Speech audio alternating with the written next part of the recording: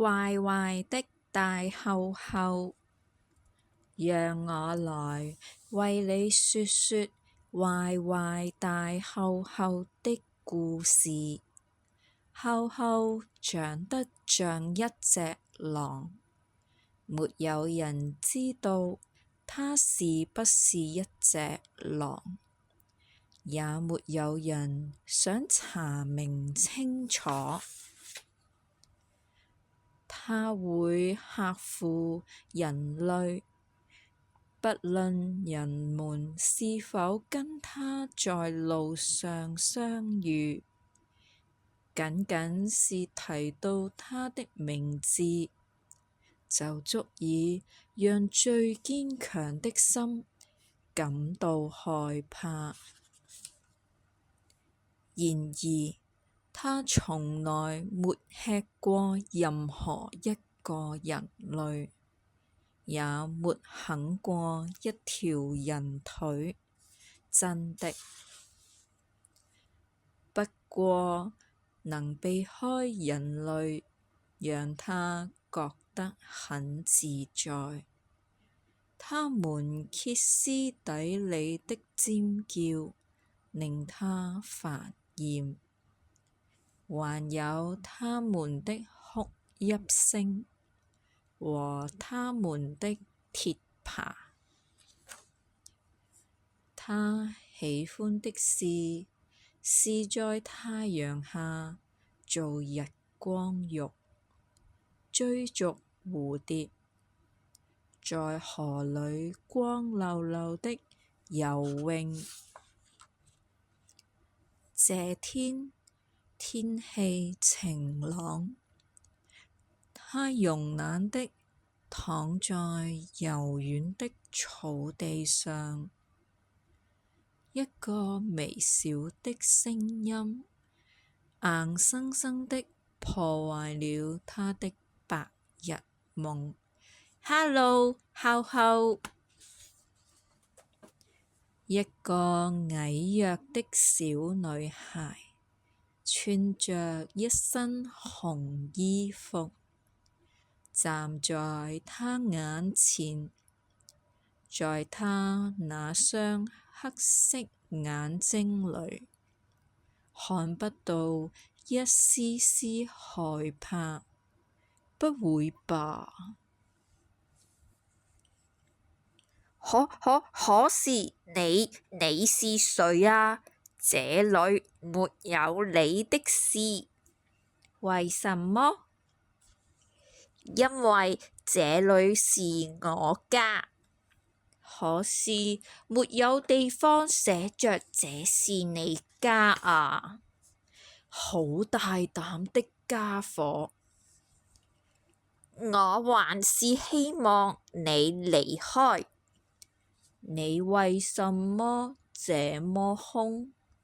沒關係，再嚴重的問題都有辦法解決的。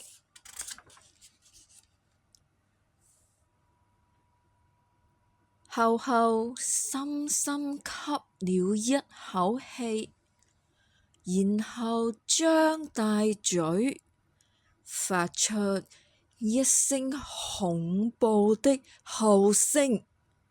可是小女孩絲毫不為所動，只有頭髮被吹亂了一點。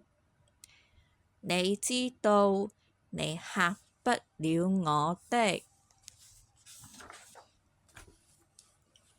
夠了！如果你不馬上離開，我就會殘酷的吃掉你。你才不會！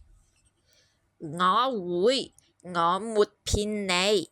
你看看我的牙齒，既漂亮又尖銳。你真的不太友善。好了，快走開！再見！真可惜，我只是想跟你做朋友。轉身回家之前，小女孩在厚厚的腳邊放了一本封面老舊的書，厚厚不知所措。她從來沒有，真的從來沒有收過禮物。她看着那雙短短的腿，漸漸走遠。她撿起書本，開始翻頁，再次愉快地躺在草地上。過了幾個小時，厚厚必須承認，這些美好的故事讓她心動。她沒想過，原來友情如此美好，如此珍貴。她覺得自己很愚蠢，但一切都太遲了。小女孩已經走遠了。不過，厚厚很幸運，這個小女孩很固執，非常固執。隔天，她又看見她了。Hello，厚厚。哦，你又想做什麼？你還是不想跟我做朋友嗎？她嘆了一口氣，壞壞的大厚厚似乎不見了。她現在只是世界上一個孤獨的厚厚。你想要我念書給你聽嗎？我想先睡午覺。哦，那正好，我也想睡。不需要再多問什麼，在厚厚的內心深處，靜心滿意足的笑着呢。壞壞的大厚厚，作者韻格麗·賈培特，繪者谷瑞迪，翻譯林幸秋，出版者青林國際出版股份有限公司。